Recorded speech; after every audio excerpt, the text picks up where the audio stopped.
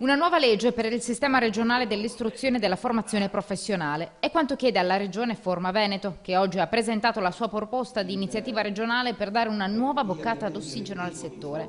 Due i principali punti attorno a cui ruota la proposta di Forma Veneto. Una programmazione che almeno abbia un respiro triennale, primo. Secondo, una certezza per quanto riguarda i finanziamenti. Una legge che mira ad esaltare la peculiarità di un territorio, quello veneto, senza ledere l'unitarietà nazionale del sistema.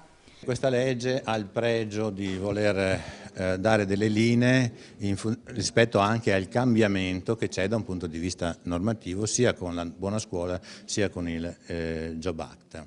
A sostegno di questa proposta di legge, da oggi è partita una raccolta firme che verrà presentata in Regione. Quorum 7.000 adesioni. Obiettivo? Raccoglierne molte di più, a fronte di oltre 19.000 allievi iscritti nei centri di formazione del Veneto. Informando correttamente le famiglie, il territorio, riusciamo a chiedere alla politica di dare stabilità a questa progettualità. Intanto una buona notizia fresca di questi giorni dalla Regione per la formazione professionale. Ci assicurano che prima di Natale ci sarà un stanziamento non a livelli che ci aspettavamo, ma comunque significativo per far proseguire l'attività della formazione professionale nel Veneto.